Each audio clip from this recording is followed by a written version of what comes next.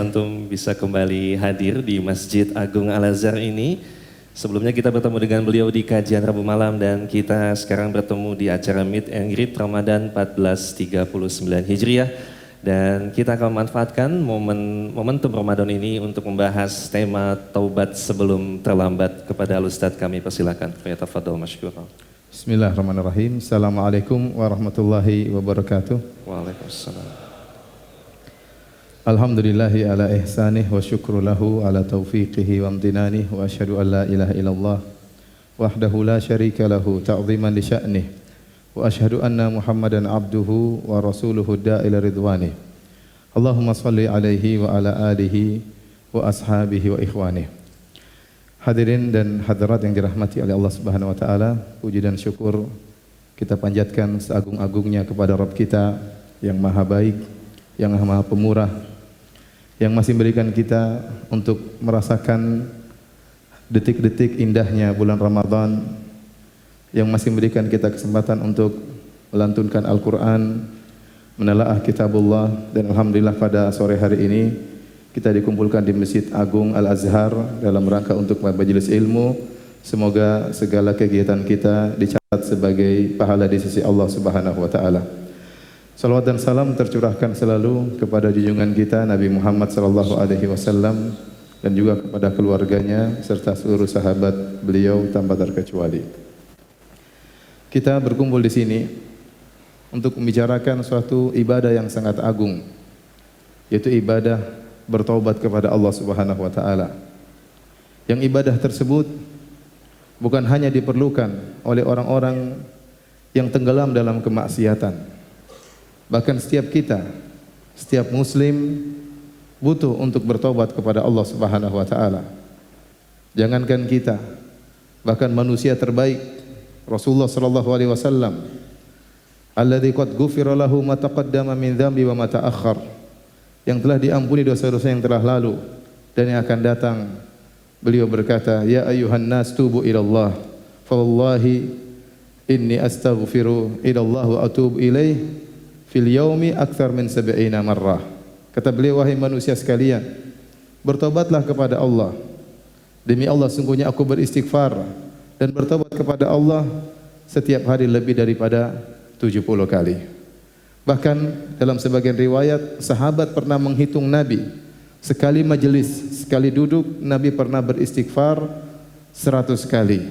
Rabbi ghfirli wa tub alayya innaka antat tawwabur rahim.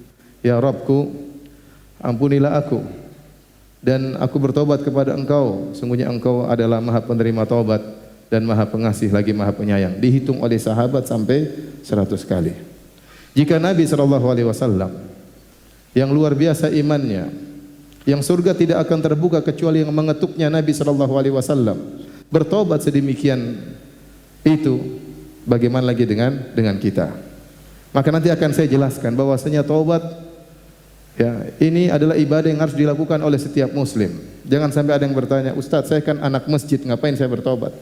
Saya anak masjid, pemuda masjid Al-Azhar, pemuda masjid Rabbanian. Apakah saya harus bertobat? Iya, semua orang harus bertobat kepada Allah Subhanahu wa taala. Sebelum kita menjelaskan tentang kewajiban bertobat, saya ingin menjelaskan tentang keutamaan bertobat. Keutamaan bertobat. Terlalu banyak dalil yang menunjukkan akan keutamaan bertobat, akan agungnya bertobat kepada Allah Subhanahu wa taala. Yang pertama para hadirin dan hadirat yang dirahmati oleh Allah Subhanahu wa taala, ternyata orang yang sering bertobat itu orang yang dicintai oleh Allah Subhanahu wa taala. Kalau Anda ingin dicintai oleh Allah Subhanahu wa taala, seringlah bertobat kepada Allah Subhanahu wa taala. Al-Imam Ibnul Qayyim rahimahullah pernah berkata, laisa sya'nu an tuhib wa innama sya'nu an tuhab. Bukanlah perkaranya engkau mencintai, tetapi yang lebih penting apakah kau dicintai oleh Allah Subhanahu wa taala. Kita mungkin cinta kepada Allah, tapi apakah cinta kita ternyata dibalas oleh Allah ataukah cinta kita hanya bertepuk sebelah tangan? Kalau kita ingin dicintai oleh Allah, di antaranya adalah banyak bertobat. Kata Allah Subhanahu wa taala, "Innallaha yuhibbut tawwabin." Sungguhnya Allah mencintai hamba-hambanya yang bertaubat. Oleh karenanya hamba-hamba Allah yang sangat beruntung di hari kiamat kelak adalah yang paling banyak beristighfar, Kata Nabi sallallahu alaihi wasallam, "Tuba liman wajada fi sahifatihi istighfaran katsiran." Sungguh beruntung seorang hamba yang dia mendapati dalam catatan amal dia istighfar yang banyak. Beruntung dia. Maka seringlah Anda bertobat kepada Allah Subhanahu wa taala.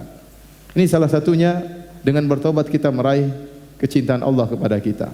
Yang kedua, para hadirin dan hadirat yang dirahmati oleh Allah Subhanahu wa taala. Taubat ternyata salah satu sebab untuk masuk surga. Dan ini adalah keutamaan yang selalu saya renungkan, betapa mulianya, betapa baiknya Tuhan kita. Seharusnya seorang kalau bermaksiat kemudian dia bertobat kepada Allah Subhanahu wa taala, harusnya impas, selesai. 0-0, seperti orang bersalah kepada orang lain, dia minta maaf kemudian selesai. Tetapi tidak demikian. Allah hapuskan dosa-dosanya, Allah kasih bonusnya masuk surga. Jadi ini tidak terjadi pada makhluk. Apakah ada seorang makhluk manusia kemudian kita bersalah sama dia, kemudian kita datang ke rumahnya, kita bilang, "Ya akhi, ya ukhti, saya punya salah, saya minta maaf sama engkau." Terus dia bilang, "Ya, saya maafkan engkau dan ini mobil hadiah buat kamu." Apa ada seperti itu? Jawabannya enggak mungkin. Tapi Allah tidak demikian. Kalau Anda bertobat kepada Allah Subhanahu wa taala, Allah ampuni dosa-dosa Anda dan Allah kasih bonus masuk surga. Kata Allah Subhanahu wa taala, "Ya ayyuhalladzina amanu tubu ila Allahi taubatan nasuha. Asa rabbukum ay yukaffira ankum sayyi'atikum wa yudkhilakum jannatin tajri min tahtihal anhar." Wahai orang-orang yang beriman, bertaubatlah kepada Allah dengan taubatan nasuha. Niscaya Allah akan menghapuskan dosa-dosa kalian. Apakah titik? Belum, masih ada kelanjutannya. Wa yudkhilakum jannatin tajri min tahtihal anhar. Dan Allah akan masukkan kalian ke dalam surga yang mengalir di bawahnya sungai-sungai. Bayangkan betapa baik Rabb kita, betapa mulianya Rabb kita, betapa karimnya Rabb kita. Seorang bertobat kepada Allah, membangkang kepada Tuhannya, melanggar larangan-larangannya, kemudian dia kembali kepada Allah. Allah ampuni dosa-dosanya, bahkan Allah kasih bonus, Allah masukkan dalam surga Allah Subhanahu wa taala. Di antara keutamaan bertobat kepada Allah Subhanahu wa taala, orang yang bertobat didoakan oleh malaikat. Didoakan oleh malaikat. Alladzina yahmiluna al-arsya wa man hawlahu yusabbihuna bihamdi rabbihim wa yu'minuna bihi wa yastaghfiruna lilladzina amanu rabbana wasi'ta kulla syai'in rahmatan wa ilma faghfir lilladzina tabu. Malaikat yang mengangkat arsy Allah dan malaikat-malaikat yang ada di sekitar Allah Subhanahu wa taala mendoakan orang-orang yang bertobat.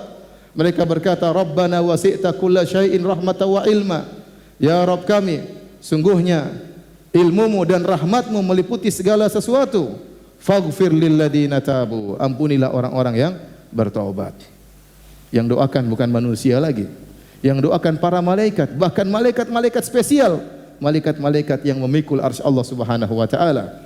Mereka menyempatkan diri untuk mendoakan orang-orang yang bertobat kepada Allah Subhanahu wa taala. Dan masih banyak lagi keutamaan-keutamaan bertobat kepada Allah Subhanahu wa taala. Yang ini semua menunjukkan bahwasanya taubat adalah ibadah yang agung, ibadah yang sangat mulia, ibadah yang sangat dicintai oleh Allah Subhanahu wa taala. Karenanya, ya, Allah mentakdirkan manusia memiliki sifat untuk berdosa. Sifat tersebut sudah bawaan dari sananya. Bagaimanapun dia berusaha untuk bertakwa kepada Allah, pasti suatu saat dia akan menyimpang. Kata Nabi SAW, "Istaqimu walan tuhsuh." Istiqomalah kalian dan kalian tidak akan mampu, kata Nabi SAW. Dalam ayat kata Allah, "Wa ya qaumi istaghfiru rabbakum tsumma tubu ilaih." Ya. Wahai manusia sekalian, ya, beristiqomalah kalian. Namun karena kalian tidak mampu untuk istiqomah selamanya, maka jangan lupa sertakan dengan bertobat kepada Allah Subhanahu wa taala. Waktu Nabi SAW berkata kepada salah seorang sahabat, kata Nabi SAW, "Ittaqillaha haitsu ma kunt." Bertakwalah engkau kepada Allah, ya, dimanapun engkau berada dan kapanpun. Setelah itu kata Nabi SAW, "Wa atbi'is sayyi'atal hasanah." Setelah itu kalau kau melakukan keburukan, maka sertakanlah dengan kebaikan. Kenapa? Karena seorang bagaimanapun dia berusaha untuk bertakwa semaksimal mungkin, pasti ada suatu saat dia akan bersalah, pasti ada suatu saat dia akan menyimpang, dan saat itu dia harus kembali kepada Allah Subhanahu wa taala. Jadi sifat berdosa adalah sifat yang menyertai seorang manusia. Dan dalam hadis kata Nabi sallallahu alaihi wasallam, kullu bani Adam khata'. Seluruh anak Adam khata'. Khata' itu sifat mubalaghah yang menunjukkan sering berdosa. Seluruh anak Adam sering berdosa, ya. Kemudian kata Nabi, wa khairul khata'ina at-tawwabun, dan sebaik-baik hamba yang sering berdosa adalah yang sering bertobat kepada Allah Subhanahu wa taala. Dalam hadis qudsi Allah berfirman, ya ibadi innakum tukhti'una bil-laili wan nahar. Wahai hamba-hambaku, kalian senantiasa berbuat dosa siang dan malam. Ya. Kalau seorang berdosa, itu sifat manusiawi. Yang celaka kalau dia tidak bertobat kepada Allah Subhanahu wa taala, itu yang celaka. Tapi kalau dia kembali kepada Allah Subhanahu wa taala, dia menjadi mulia di sisi Allah Subhanahu wa taala. Karenanya dalam satu hadis Rasulullah SAW menjelaskan, seandainya manusia tidak berdosa, tidak bersalah, Allah akan musnahkan mereka. Dalam Sahih Muslim kata Nabi SAW, "Lau lam tuznibu la dhahaballahu bikum." Kalau kalian tidak bersalah, tidak berdosa, niscaya Allah akan memusnahkan kalian. Tsumma jaa'a biqaumin yuznibun. Lantas Allah akan datangkan makhluk yang baru, manusia-manusia yang baru yang mereka berdosa. Fayastaghfirunallah, kemudian mereka bertaubat kepada Allah, fayaghfirullahu lahum. Lantas Allah ampuni dosa-dosa mereka. Jadi ibadah taubat ini ibadah yang dicintai oleh Allah Subhanahu wa taala. Sehingga Allah mentakdirkan sebagian hamba-hambanya terjerumus dalam kesalahan. Buat apa? Agar mereka bertaubat kepada Allah Subhanahu wa taala. Kenapa para hadirin hadirat yang dirahmati Allah Subhanahu wa taala? Ibadah ini sangat dicintai oleh Allah. Karena tatkala seorang hamba bertobat kepada Allah, dia akan tahu tentang mulianya sifat-sifat Allah Subhanahu wa taala. Akan tampak rahasia sifat-sifat Allah yang sangat luar biasa. Nama-nama Allah yang terindah, Asma'ullahul Husna. Di antaranya, dengan dia berdosa, dia tahu Allah adalah Ghaffar, Maha Pengampun lagi Maha Penyayang. Dia tahu. Kalau dia tidak berdosa, dia tidak mengerti tentang makna Al-Ghaffar, Allah Maha Pengampun. Dengan dia berdosa, dia tahu bahwasanya Allah Ar-Rahim, sangat penyayang, lebih sayang daripada seorang ibu terhadap anaknya. Lebih sayang daripada seorang ibu terhadap anaknya. Seorang hamba mungkin bersalah kepada ibunya, mungkin bersalah kepada orang tuanya, dia minta maaf, orang tuanya tidak maafkan. Terkadang demikian. Terkadang demikian orang tuanya tidak maafkan. Tapi kalau dia minta maaf kepada Allah, dosanya sebesar apapun, sebanyak apapun, Allah akan ampuni. Ini bukti bahwasanya Allah lebih sayang kepada hambanya daripada orang tua terhadap anaknya, daripada seorang ibu terhadap putranya. Kata Nabi SAW, "Lallahu arham bi ibadihi min hadihi bi waladiha." Allah lebih sayang kepada hambanya daripada seorang ibu terhadap anaknya. Nabi mengucapkan hadis ini kapan? Tatkala ada seorang ibu yang kehilangan putranya dalam peperangan, maka dia pun menangis, mencari-cari mana putranya yang hilang. Tiba-tiba setelah dia kehilangan putranya, dia pun mendapati putranya, segera dia dekap, lalu dia susui putranya tersebut, masih bayi.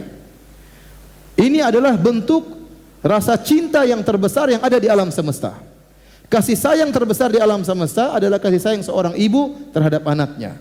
Terlebih-lebih lagi dalam kondisi demikian, sang ibu baru saja kehilangan anaknya. Dia cari ke sana ke sini tidak dia temukan, betapa sedihnya. Kemudian tatkala dia temukan anaknya, dia peluk, luar biasa rasa cinta tersebut, kasih sayang tersebut. Saat Nabi melihat kondisi ini, Nabi ingin jelaskan kepada para sahabat, di depan para sahabat. Kata Nabi, tidakkah kalian lihat wanita ini? Apakah wanita ini akan melemparkan anaknya di api? Kata mereka, tentu tidak ya Rasulullah. Kata Nabi SAW, "Lallahu arhamu bi ibadihi min hadihi bi waladiha." Allah lebih sayang kepada hamba-hambanya daripada ibu ini terhadap anaknya. Ya. Dan antum bayangkan makna ini. Kalau kita sebagai orang tua, anak kita bersalah, nakal, kita tegur dia membangkang. Ya, dia nakal, mungkin kita sudah jewer, dia masih saja membangkang. Kita udah pukul, dia masih aja membangkang, masih nakal. Kemudian dia kabur dari rumah. Gimana perasaan kita? Kasihan. Kasihan. Kita ingin dia kembali. Kita tunggu dia enggak balik-balik. Sehari, 2 hari, 3 hari, seminggu. Kita sedih memikirkan aneh kemana dia. Dia tidak kembali-kembali. Begitu dia kembali, bagaimana perasaan kita? Sayang atau tidak? Sayang sama dia. Demikian kira-kira walillahil matsalul a'la. Dan perumpamaan kepada Allah lebih tinggi. Kalau ada hamba Allah yang bertobat kembali kepada Allah, Allah sangat sayang kepada dia. Makanya Nabi SAW bersabda, "Lallahu arhamu, lallahu asyaddu farahan bi abdihi hina yatubu ilaihi min ahadikum ala rahilatihi kana bi ardin falatin fanfalatat minhu." Kata Nabi SAW, sungguhnya Allah lebih gembira dengan tobatnya seorang hamba kepada Allah daripada salah seorang dari kalian. Dia dengan membawa tunggangannya di padang pasir. Fanfalatat minhu, tiba-tiba ontanya tersebut, tunggangannya tadi kabur. Wa 'alaiha ta'amuhu wa syarabuhu. Ternyata di ontanya tersebut bekalnya seluruhnya di situ. Makanannya, minumannya di situ. Dia sudah putus asa. Fa ayisa min rahilatihi. Dia pun putus asa dari tunggangannya tadi. Fa dhahaba ila dhilli tahti syajarah. Maka dia pun pergi ke bawah sebuah pohon. Fattaja'a tahta dhilli syajarah. Kemudian dia berbaring di bawah naungan sebuah pohon. Dia menunggu kematiannya. Dia sudah putus asa. Di tengah padang pasir, apa yang bisa dia lakukan? Makanan tidak ada, minuman tidak ada. Dia berbaring di bawah sebuah pohon, menunggu kematian datang secara bertahap. Mulai kehausan, mulai kelaparan. Kemudian dia sudah yakin dia akan meninggal dunia. Fabainama huwa kadzalik. Tatkala dia sedang menanti kematiannya, idh huwa biha qa'imah, tiba-tiba ontanya tadi ada, datang. Wa 'alaiha ta'amu wa syarabu. Ternyata makanan dan minumnya masih lengkap. Maka dia langsung begitu gembiranya, fa akhadha bi khitamiha, lantas dia memegang tali kekang onta tersebut. Saking bahagianya dia berkata, Allahumma anta abdi wa ana rabbuk. Ya Allah, sungguh engkau adalah hambaku dan aku Tuhanmu ya Allah ya. Kata Nabi, akhta'a min syiddatil farah. Dia salah ngomong karena saking apa? Gembiranya. Kata Nabi, Allah lebih gembira dengan tobatnya seorang hamba daripada orang ini. Ini menunjukkan betapa luas rahmat Allah Subhanahu wa taala. Dan Anda tidak bisa merasakan hal tersebut kecuali setelah Anda berdosa. Baru Anda tahu bahwasanya Allah masih sayang kepada saya. Allah masih tunjukkan saya kepada jalan kebenaran. Allah masih menyelamatkan saya daripada kehinaan, daripada kenistaan. Setelah bertahun-tahun mungkin saya tenggelam dalam kenistaan. Allah masih sayang kepada saya. Lebih besar kasih sayang Allah daripada seorang ibu terhadap anaknya. Dengan kita terjerumus dalam dosa, dengan adanya ibadah taubat, kita tahu benar nama Allah As-Sittir yang maha menutup dosa-dosa. Betapa sering kita melakukan dosa-dosa, Allah tutup dari pandangan manusia, tidak ada yang tahu. Hanya Allah yang tahu apa yang kita lakukan. Oleh karenanya Ibnu Qayyim rahimahullah berkata, kalau ada orang memuji Anda, ada orang memuji antum, sebenarnya tidak sedang memuji kelebihan antum tentang amal soleh antum, tidak. Orang ini tidak sedang memuji kesolehan Anda. Sesungguhnya orang ini sedang memuji begitu agungnya sifat menutupnya Allah Subhanahu wa taala. Azimi sitrillah alaik. Sungguhnya dia sedang memuji bagaimana agungnya sifat Allah menutupi dosa-dosa Anda. Karena seandainya kalau Allah angkat sitirnya, Allah angkat tutupan tersebut, kemudian orang akan melihat dosa-dosa Anda, maka tidak ada yang menghargai Anda. Apa kata Muhammad bin Wasi' rahimahullahu taala? "Lau kana lidzunub rihun ma jalasa ilayya ahadun." Kalau seandainya dosa-dosa itu ada aromanya, maka tidak seorang pun yang akan mau duduk dengan saya. Tetapi Anda dimuliakan oleh orang, Anda dipuji oleh orang bukan karena amal soleh Anda, tetapi karena agungnya sifat Allah yang telah menutupi dosa-dosa Anda, ya. Sehingga Anda ngerti tentang makna sitir, yang maha menutupi. Kemudian dengan seorang berdosa, dia bertobat kepada Allah Subhanahu wa taala, dia tahu tentang nama Allah Al-Halim. Apa itu Al-Halim? Al-Halim itu artinya bisa dia membalas tapi dia tunda. Bisa dia membalas tapi dia tunda. Itu namanya Halim, seorang yang halim. Dia bisa balas tapi dia tunda. Dia maafkan, nanti saja. Dia maafkan. Betapa sering kita melakukan maksiat tatkala di hadapan banyak orang, terlebih-lebih tatkala bersendirian. Allah bisa saja mencabut nyawa kita tatkala itu. Tapi Allah tidak cabut.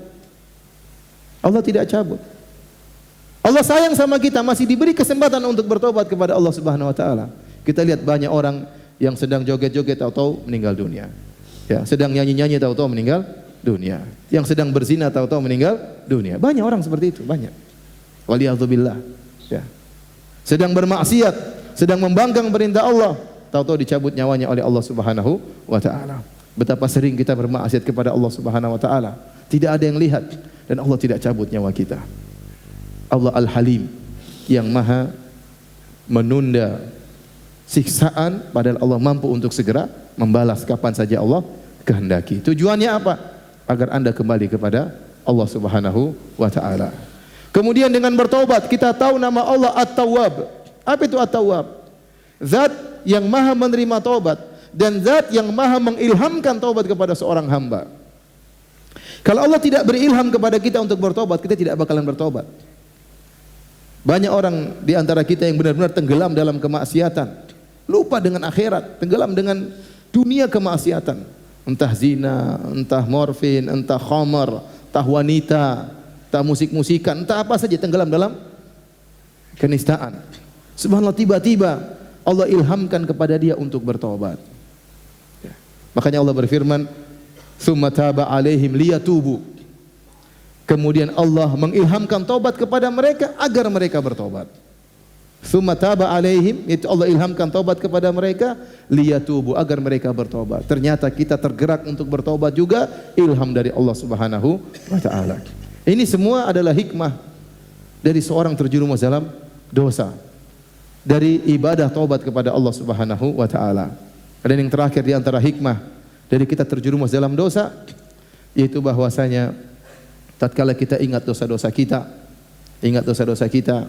maka kita tidak merasa tinggi, kita tidak pernah merasa ujub. Sekarang mungkin alhamdulillah Allah telah selamatkan kita dari jurang kenistaan, Allah selamatkan kita dari kemaksiatan. Kita tidak menjadi angkuh setelah itu. Kita ingat kita pernah dulu bermaksiat kepada Allah Subhanahu wa taala. Allah tutup aib-aib kita. Kita ingat dulu kita pernah berlezat-lezatan dalam kemaksiatan.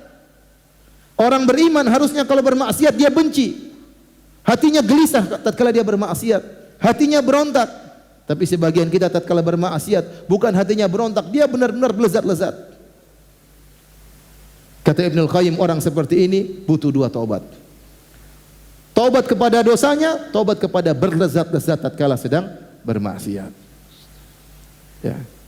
Jadi dengan kita mengingat hal ini, kita tidak akan ujub. Karena sebagian orang tatkala dia beramal soleh, dia lihat saudara-saudaranya mungkin yang bermaksiat, kemudian dia menghinakan, dia merendahkan, dia merasa dirinya tinggi. Jangan ya akhi, kasihan mereka, doakan mereka. Sebagian kita juga dulu pernah seperti mereka. Sayangi mereka, tarik tangan mereka, ajak mereka untuk mengaji, ajak mereka untuk kembali kepada Allah Subhanahu wa taala. Jangan buat mereka putus asa. Tebarkan rahmat Allah, sampaikan luasnya rahmat Allah Subhanahu wa taala agar mereka bertobat dan kembali kepada Allah Subhanahu wa taala. Para hadirin dan hadirat yang dirahmati oleh Allah Subhanahu wa taala, maka pada kesempatan kali ini agar kita semangat untuk bertobat kepada Allah Subhanahu wa taala, saya ingin jelaskan bahwasanya taubat itu bukan hanya untuk orang-orang yang pendosa, bukan.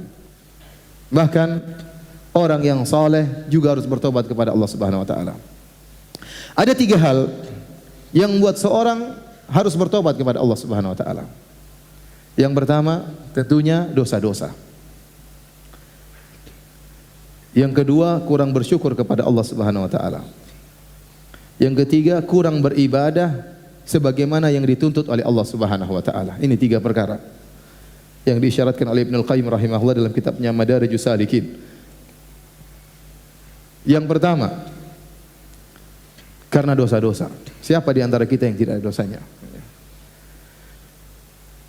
Contoh dosa yang tersebar, yang kita semua melakukannya, tapi kita remehkan, kita anggap biasa, kita ulang-ulang. Tapi Allah suruh bertobat dari dosa tersebut. Dosa tersebut adalah mengumbar pandangan. Allah sebutkan dalam surat An-Nur. Dan surat tersebut surat Madaniyah, bukan surat Makkiyah. Surat Madaniyah itu turun setelah Nabi berhijrah. Yang diajak berbicara oleh Allah adalah para sahabat yang mulia, orang-orang yang saleh. Berbeda tatkala fase Makkiyah. Surat Makkiyah turun biasanya konteksnya kepada orang-orang musyrikin Arab yang kafir, yang mengingkari hari kebangkitan. Ini surat An-Nur, dalam surat tersebut Allah mengatakan, "Qul lil mu'minina yaghuddu min absarihim wa yahfadhu furujahum dzalika azka lahum innallaha khabirum bima yasnaun wa qul lil mu'minati yaghuddna min absarihinna wa yahfadna furujahun." Katakanlah kepada lelaki-lelaki beriman, yang Allah panggil orang-orang beriman, agar mereka menundukkan sebagian pandangan mereka dan agar mereka menjaga kemaluan mereka. Itu lebih suci bagi mereka. Sungguhnya Allah khabirum bima yasnaun. Allah Maha mengetahui apa yang mereka lakukan. Lirikan mata mereka Allah tahu. Ya'lamu kha'inatal a'yun. Allah mengetahui pengkhianatan lirikan mata. Jangankan lirikan mata, kata Allah, wa ma tukhfi sudur, apa yang disembunyikan dalam dada manusia Allah tahu. Jadi yakinlah, kalau Anda melirik wanita yang haram untuk dilihat, melihat aurat wanita yang tersingkap, Anda sengaja melihat, maka Allah catat langsung. Jangankan lirikan mata, yang terbetik dalam hati pun Allah catat. Anda dengki, Allah catat. Anda hasad, Allah catat. Suudzon, Anda sombong, dicatat oleh Allah Subhanahu wa taala. Bagaimana lagi dengan gerakan yang terlihat, gerakan lirikan mata. Di akhir ayat kata Allah Subhanahu wa taala, "Wa tubu ila Allahi jami'an ayyuhal mu'minun la'allakum tuflihun." Maka hendaknya kalian seluruhnya bertobat kepada Allah, wahai orang yang beriman, semoga kalian beruntung. Kata Syekh Ibnu Utsaimin rahimahullah, ini ayat menunjukkan wajibnya seorang bertobat dari mengumbar pandangan. Sekarang siapa di antara kita yang bisa selamat dari dosa ini? Selama punya HP ya pasti maksiat ya. Di jalan-jalan kita lihat maksiat. Iklan HP, HP-nya kecil, ceweknya gede. Iklan apa lagi? Iklan minuman, minumannya kecil, ceweknya apa? Gede. Semuanya cewek sekarang. Kita nggak lihat ya, pasti lihat. Ya. Kalau naik busway atau naik kendaraan umum, suruh tundukkan pandangan. Tundukkan ke bawah lebih parah daripada ke depan parah, bawah lebih parah. Astagfirullah, astagfirullah, lama-lama alhamdulillah. Siapa yang bisa menghindarkan dari dosa pandangan? Lihat HP, sekarang menonton ceramah YouTube nih, mau cari Ustadz Firanda YouTube. Sampingnya cewek-cewek. Kanan kiri kan, astagfirullah, alhamdulillah, astagfirullah, alhamdulillah. Subhanallah, benar. Kalau dulu orang bilang, kalau ingin selamat dari dosa jangan keluar rumah. Dalam rumah saja selamat. Sekarang tidak. Dalam rumah lebih bahaya. Berteman dengan HP. Selama internet jalan, sudah, lihat macam-macam. Ya. Terus kita tidak mau bertobat. Wong dosa pandangan saja banyak, kita lihat tiap hari. Bulan Ramadan, kita bermaksiat. Pahala puasa kita kena roaming. Gara-gara kita melihat hal tersebut. Terkadang roaming lokal, terkadang roaming internasional. Tergantung apa yang kita lihat. Belum kita bicara tentang dosa yang lain, dosa yang berkaitan dengan telinga. Kita mendengar ghibah, namimah, kita mendengar adu domba, kita ikut menyebarkan berita yang mengadu domba, kita menyebarkan berita yang buat orang berprasangka buruk, kita ikut menyebarkan hoaks, dusta. Di bulan Ramadan ikut-ikutan. Belum lisan yang kita bicarakan, termasuk yang kita tulis, yang kita komentar. Betapa banyak kita komentar di media sosial. Kita maki-maki, kita tuduh-tuduh, ini semua dosa. Setelah itu mungkin kita delete, tapi malaikat sudah mencatat, terlanjur dicatat malaikat. Mau diapain? Itu bukan dosa, itu dosa. Belum berkaitan dengan hati. Suudzon, merendahkan orang lain, sombong, angkuh. Karena ada kesombongan kita merendahkan orang lain, tidak menghargai orang lain. Siapa sih dia? Itu merendahkan. Itu dosa. La yadkhulul jannata man kana fi qalbihi mithqalu dzarratin min kibr. Tidak masuk surga orang dalam hatinya ada kesombongan meskipun sebesar zarrah. Jadi untuk satu poin saja untuk wajib bertobat kita sudah melakukannya. Ini yang pertama, maksiat. Yang kedua, hal yang membuat kita wajib untuk bertobat adalah ternyata nikmat-nikmat yang Allah berikan kepada kita ini harus kita syukuri. Harus kita syukuri, dan ternyata memang kita kurang bersyukur kepada Allah Subhanahu wa taala. Namun Allah Maha Pengampun. Makanya Allah Subhanahu wa taala berfirman, "Wa in ta'uddu nikmatallahi la tuhsuha. Innal insana ladzalumun kafar." Kata Allah, kalau kalian menghitung nikmat-nikmat yang Allah berikan kepada kalian, kalian tidak bakalan mampu. Nikmat terlalu banyak ya akhi, banyak. Sampai seorang ulama mengatakan, kalau Anda ingin tahu nikmat Allah, sekali-sekali Anda bangun di malam hari, kemudian atau di pagi hari, baru bangun tidur tutup mata Anda, kemudian masuk ke toilet, cari mana odol, mana apa, sikat gigi. Coba jangan melihat, biar Anda tahu nikmat mata itu luar biasa. Anda bangun kemudian cari, ternyata Anda sikat gigi ternyata pakai alat cukur. Bagaimana? Nikmat pandangan luar biasa kita gunakan untuk maksiat. Kita kurang bersyukur kepada Allah dengan nikmat yang begitu banyak. Makanya Allah akhiri ayat tersebut dengan mengatakan, innal insana ladzalumun kafar. Sungguhnya manusia suka menzalimi diri mereka sendiri dan suka ingkar kepada nikmat Allah Subhanahu wa taala. Manusia apa sifatnya? Kata Allah, innal insana lirabbih lakanud. Manusia itu suka mengeluh. Kata Hasan Al-Basri, yadhkurul masaib wa yansa ni'am, yang dia ingat-ingat musibah-musibah yang menimpanya, sementara nikmat-nikmat dia lupakan. Dia baru sakit sehari, sementara ini setahun penuh dia sehat, dia lupa. Aduh saya begini, mengeluh terus, kemana-mana ketemu orang mengeluh. Baru hari ini dia mungkin mobilnya macet, masuk bengkel, banyak kerjaan dia akhirnya terbengkalai, dia marah-marah, dia ngeluh-ngeluh. Selama ini mobilnya lancar-lancar, tidak pernah dia ingat. Baru sehari diomelin sama istrinya. Biasanya tidak diomelin, apalagi yang diomelin setiap hari. Jadi ada orang seperti itu yang dia kerjanya mengeluh, dia kurang bersyukur kepada Allah. Makanya di ayat yang lain kata Allah, wa in ta'uddu, kalau tadi dalam surat Ibrahim, kalau sekarang dalam surat An-Nahl kata Allah, wa in ta'uddu ni'matallahi la tuhsuha innallaha laghafurur rahim. Kalau kalian menghitung nikmat-nikmat Allah, kalian tidak akan bisa menghitungnya. Sungguhnya Allah Maha Pengampun lagi Maha Penyayang. Allah tahu kalian tidak bakalan mampu untuk mensyukuri nikmat-nikmat tersebut. Makanya disyariatkan kita salat duha. Ya. Kenapa ada 360 sendi? Setiap kita bangun pagi sehat, Allah suruh kita salat, Nabi suruh kita salat 2 rakaat untuk mensyukuri nikmat tersebut. Untuk bayangkan kalau kita bangun pagi kemudian ternyata engsel kita sakit, luar biasa sakitnya. Itu nikmat yang terkadang sering kita rasakan, tapi seakan-akan itu sudah tugasnya Allah. Seakan-akan memang Allah sudah tugasnya harus membuat saya, ya, padahal itu nikmat yang Allah berikan setiap hari. Allah perbarui, Allah perbarui, Allah perbarui. Tapi kita tidak merasakan hal ini. Perasaan kita seakan-akan ini kewajiban Allah, memang harusnya demikian. Sehingga kita akhirnya kurang bersyukur. Makanya di antara doa kalau kita keluar dari WC, apa doanya? Ghufranaka. Ghufranaka. Artinya apa? Ya Allah, aku mohon ampunanmu.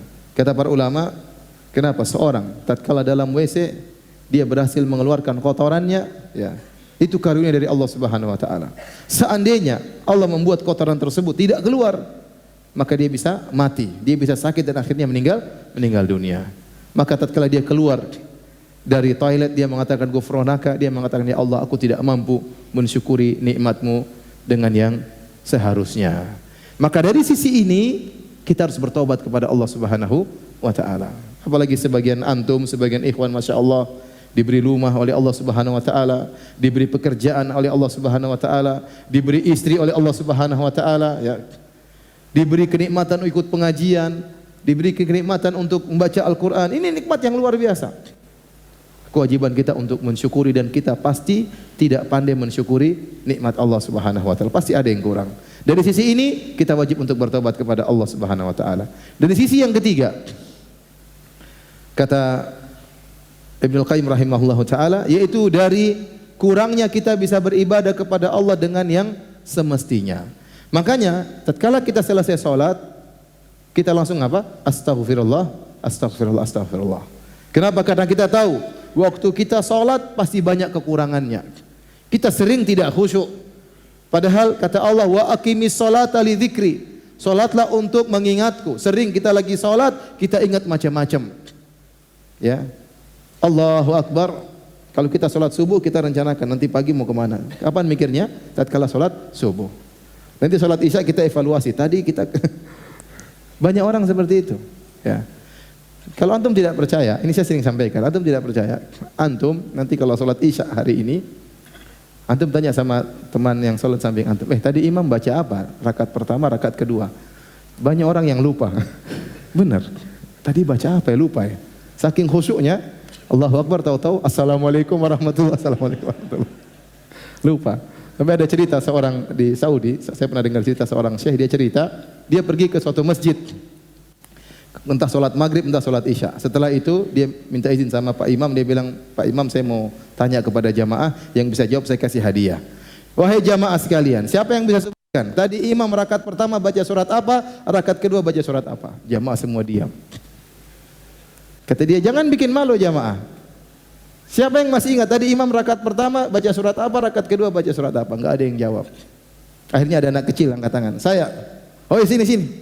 Bikin malu, kasih malu om-om itu. Mereka tidak tahu jawab. Kamu ayo sebutkan apa jawabannya. Rakaat pertama apa? Rakaat pertama Al-Fatihah. Rakaat kedua Al-Fatihah. Ternyata benar ya, dua-duanya Al-Fatihah. Jadi ini bukti bahwasanya kita sering lupa tatkala sedang salat. Ya.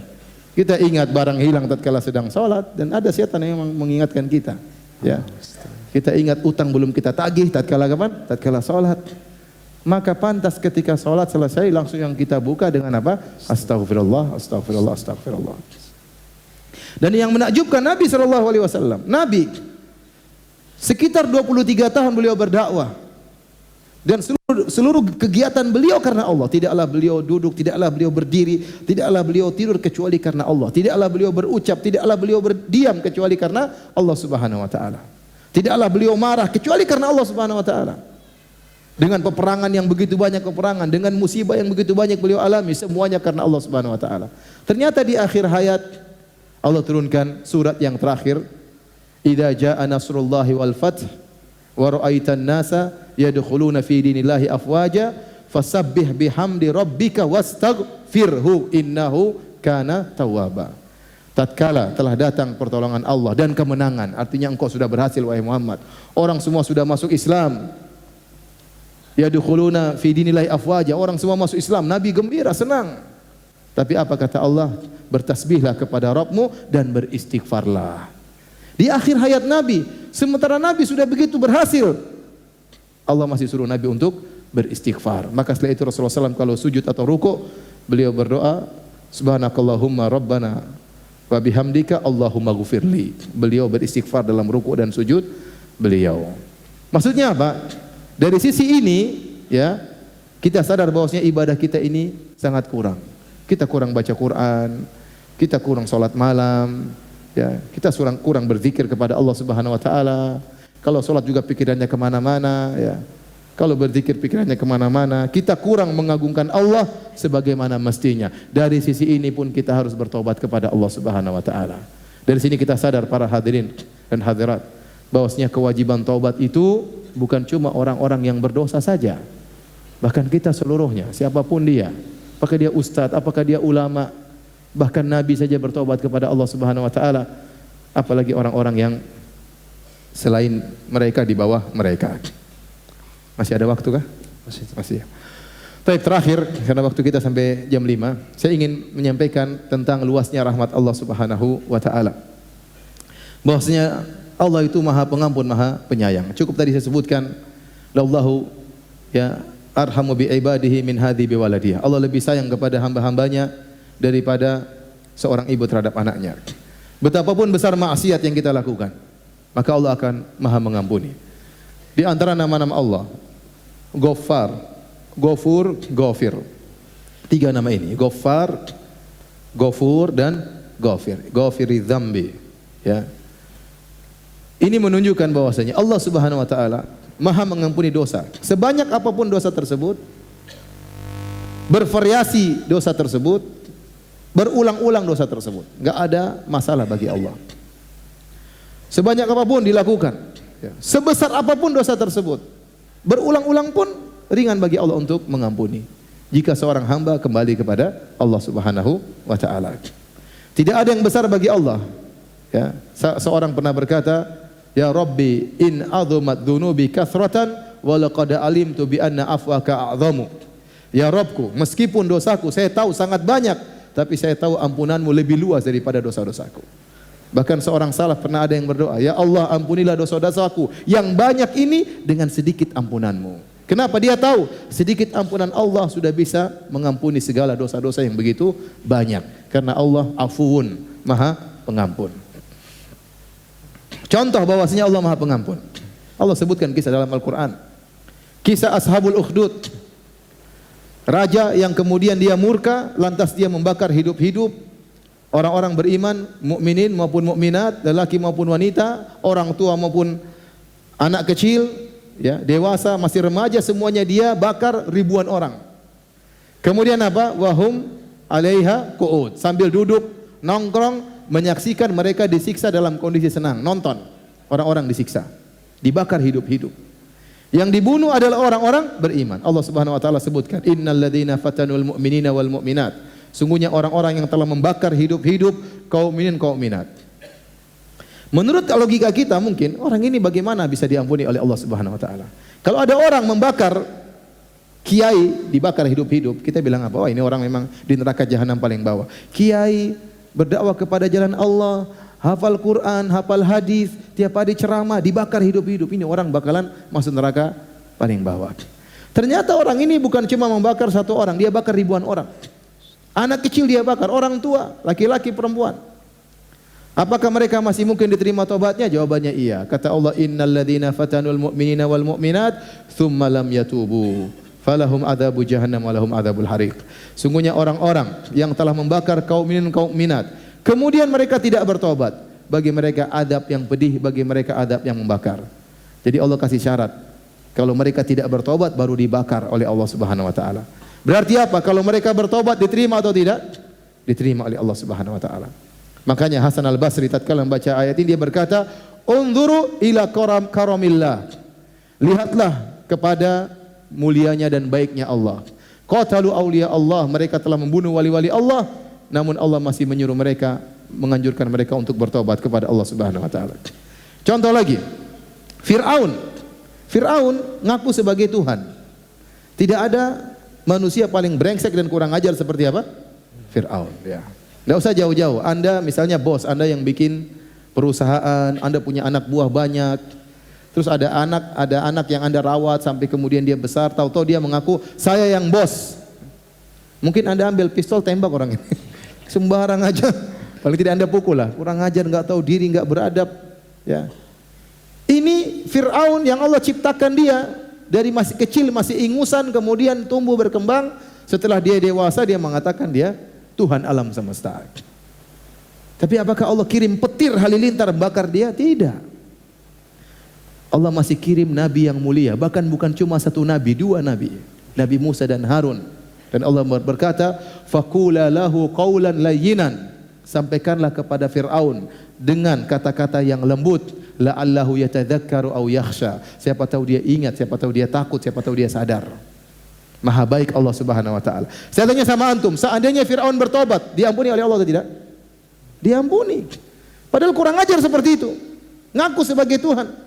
Tidak ada yang lebih kurang ajar daripada Fir'aun. Ya. Tetapi ternyata dia tidak bertobat kepada Allah Subhanahu wa taala. Tapi seandainya dia bertobat, Allah akan terima tobatnya. Contoh lagi, para penyihir Fir'aun.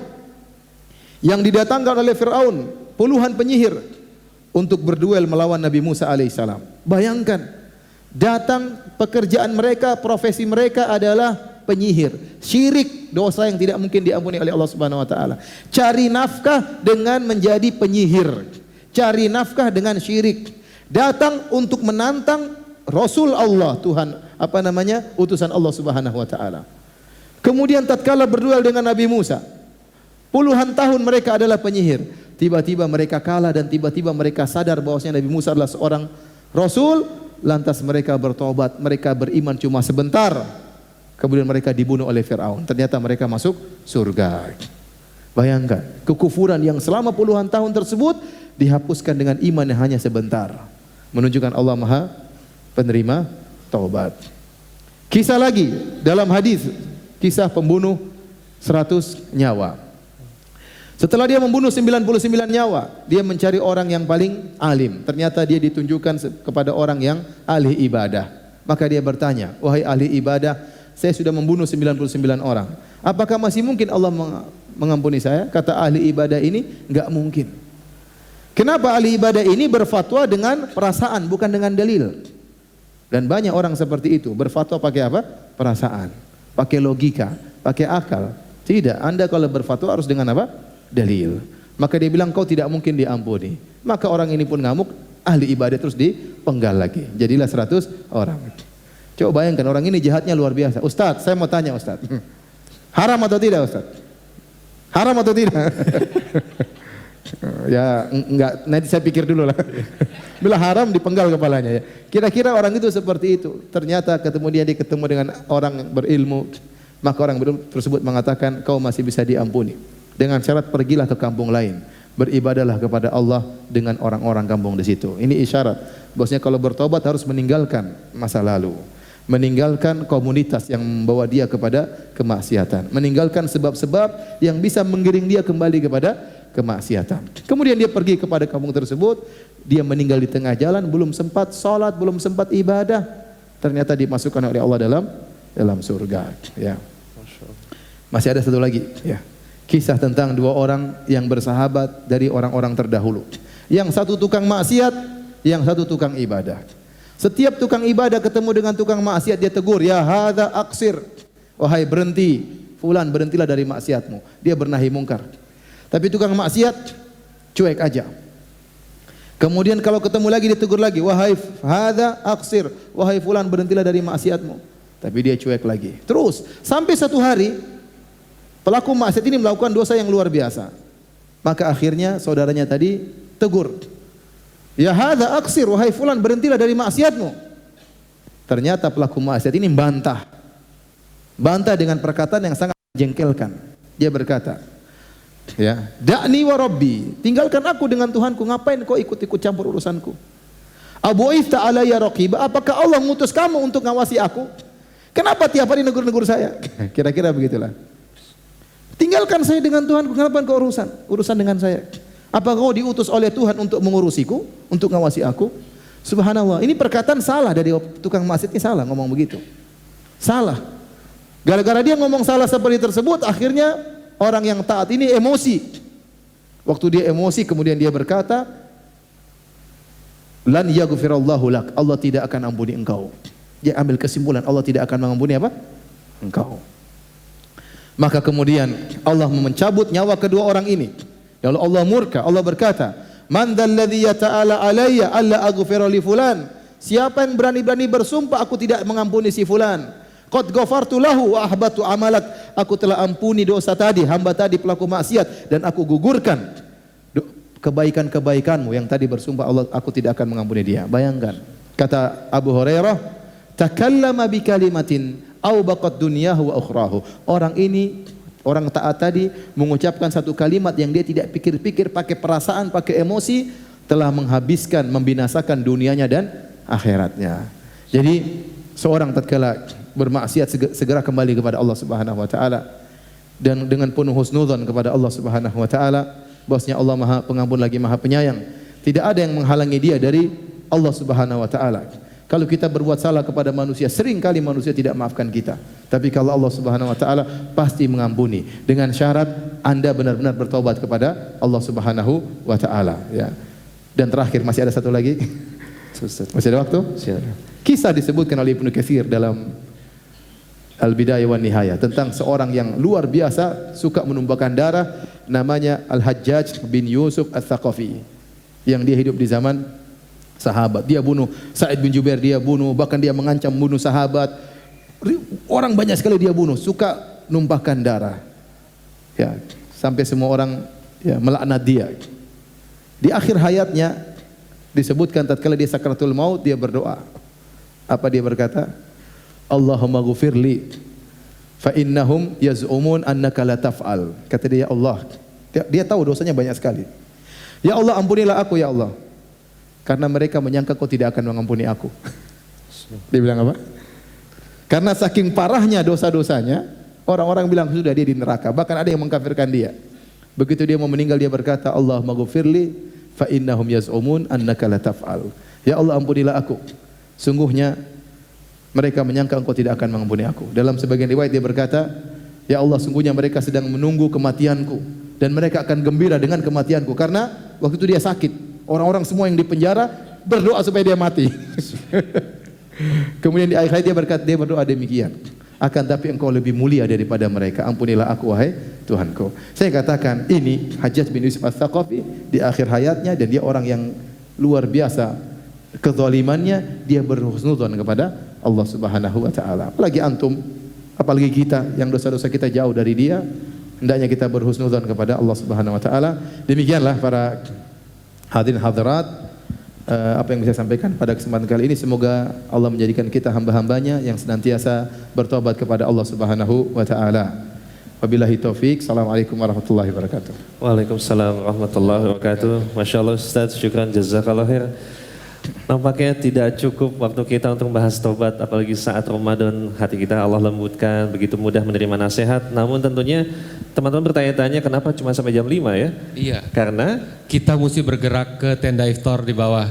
Sahabat-sahabat kita, saudara-saudara kita sudah ada yang di sana. Jadi alhamdulillah nih, bersyukurlah yang bisa dapat tempat di atas. Karena yang tadi agak terlambat mereka dapatnya di tenda iftar. Jadi ikut kajian walaupun ada layar, ada sound, tapi godaannya lumayan karena sajian sudah mulai tersedia gitu. Jadi semoga aja mereka gak pecah konsentrasinya.